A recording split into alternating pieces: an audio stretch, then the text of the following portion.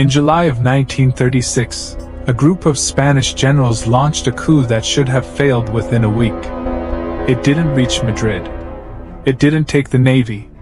It didn't even fully control its own army. And yet 3 years later, that failed coup had reshaped the alliances of an entire continent. Adolf Hitler didn't send planes to Spain because he cared who ran Madrid.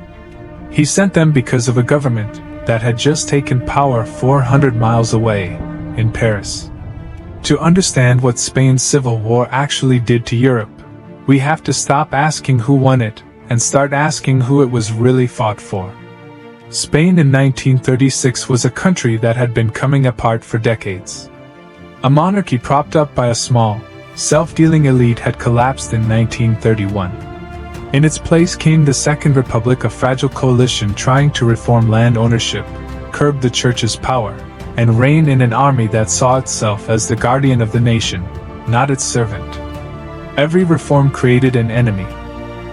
Landowners, clergy, and officers watched their old Spain being dismantled piece by piece. When the left-wing Popular Front narrowly won the 1936 election, the generals decided legislation had failed and force was next. General Emilio Mola planned it. General José Sanjurjo, exiled since an earlier failed coup, was recruited as its symbolic figurehead.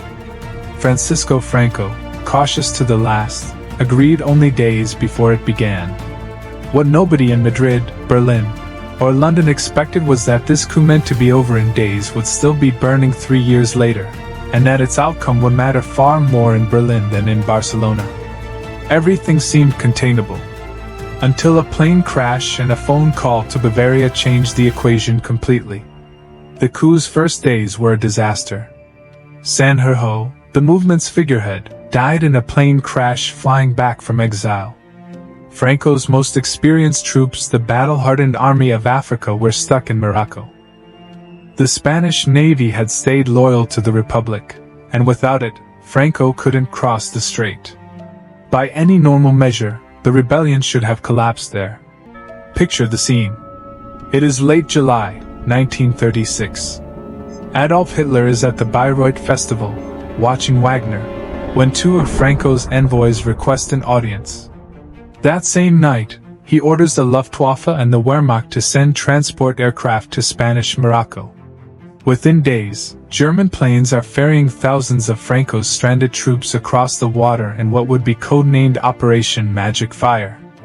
Historians have spent decades treating this as a rescue. Documents and the pattern of Hitler's own decisions in 1936 tell a different story, one where Spain was never really the point. But here is where the story takes a darker turn. What the official record rarely foregrounds is what had just happened in Paris. A month before the coup, France elected its own Popular Front, led by Léon Blum, a Jewish socialist prime minister backed by communists. To Hitler, this looked like the beginning of encirclement. France already had a mutual assistance pact with the Soviet Union, and Czechoslovakia was bound to France by treaty. A Republican victory in Spain threatened to add a third hostile government to that ring. Ask yourself this. If Spain's raw materials and battlefield experience were Hitler's real goals, why would he deliberately choose to send Germany less aid than Italy? He did roughly 500 million Reichsmarks in German support against a much larger Italian commitment of some 6 billion lire and 50,000 troops. Hitler wasn't trying to win the war outright. He was trying to entangle Mussolini so deeply in Spain that reconciliation between Italy and the Western democracies became impossible, clearing the path toward an alliance Hitler actually wanted, and toward a free hand in Austria. Stay with me, because what comes next is the part almost nobody connects to the bombing of one small Basque town. On April 26, 1937, German and Italian bombers reduced the town of Guernica to rubble. The world remembers it thanks in part to Picasso as a symbol of fascist cruelty. What it was, first, was a live-fire experiment. The Condor Legion had spent months testing incendiary and high-explosive bombing on defenseless towns. Guernica confirmed what modern air power could do to a civilian population, lessons Germany would apply, at a far larger scale, within 3 years. The world was told Hitler was aiding an ally. The reality was that Spain was a proving ground and a distraction rolled into one. Weapons tested, pilots rotated through for combat experience, Mussolini pulled further from Britain and France, and Western attention consumed by a war Hitler never intended to win outright for Franco's sake.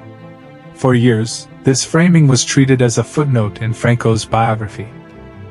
Not by accident. By design, because Franco's own regime spent decades insisting Spain acted alone, and Hitler had no reason to correct him. By November 1937, Italy, isolated and entangled, joined the anti-Comintern pact alongside Germany and Japan. The encirclement Hitler feared had been broken. Not by winning in Spain. By using Spain. This is not just history. Look at how modern conflicts get used the same way a war fought in one country becomes a testing ground, a wedge, or a distraction for powers who are never going to lose anything themselves.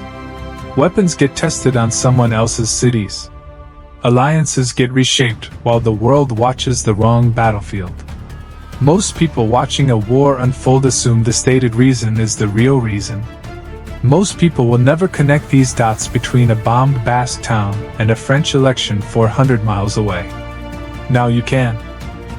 A failed coup in Spanish Morocco ended up deciding whether Mussolini would stand with Hitler or against him, and Franco never fully understood how small a role Spain itself played in Hitler's calculations. If this story deserved to be uncovered, help us find the next one. Next time, we go deeper into how Stalin's aid to the Republic came with a price tag written in gold. The truth, again, is stranger than the official version.